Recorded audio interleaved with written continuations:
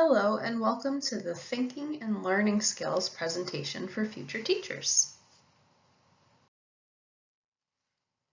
Thinking is a complex process. It is the way our brains interpret and organize information about our environment to help us adapt and function in it. As teachers, we can help our students organize new information to provide them with meaningful learning opportunities that involve higher order thinking skills.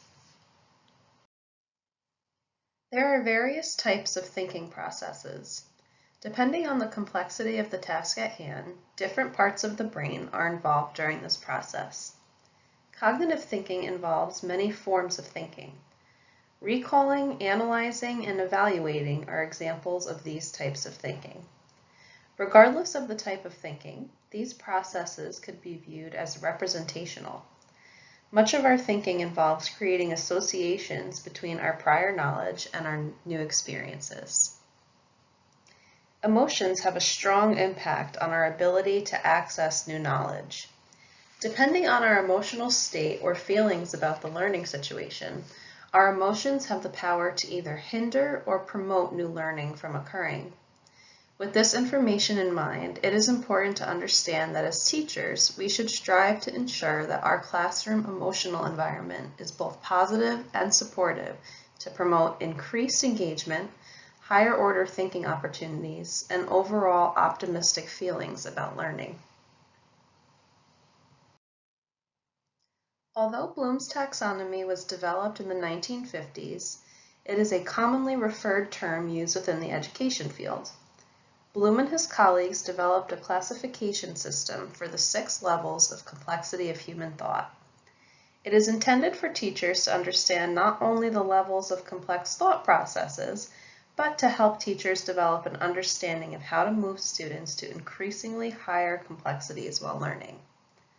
Bloom's taxonomy was revised in 2011 and includes thought processes such as remembering, understanding, applying, analyzing, evaluating, and creating. These thought processes range from least to most complex. The lesser complex thought processes are comprised of thinking in terms of remembering, understanding, and applying. These thought processes do not require critical thinking.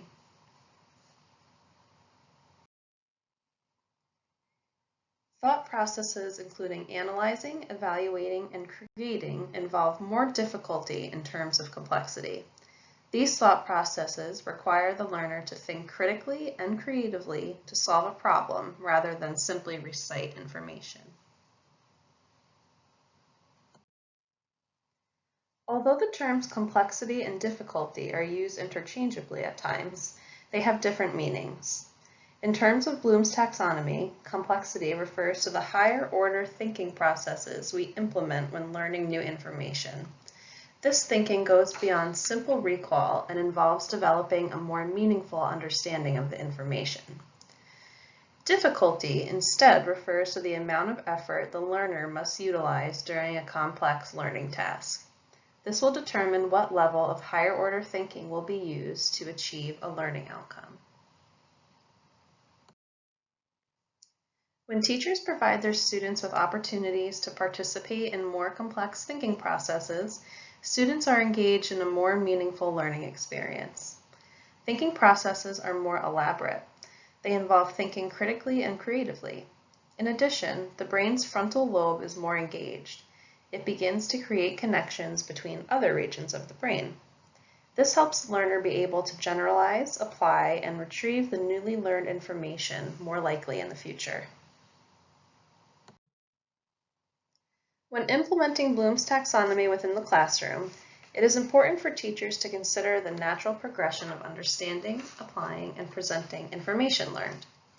In many instances, students must be able to develop a strong foundational base of information using lower-level thinking processes prior to advancing to more higher-level thinking processes in the hierarchy.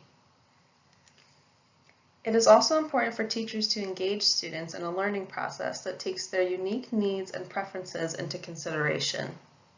Complex tasks require multiple ways to access the information, not just memorization. Providing hands-on, project-based, and authentic learning experiences increase the motivation and likelihood of retention of the information learned. Below you will find examples of literacy activities that incorporate Bloom's taxonomy within them.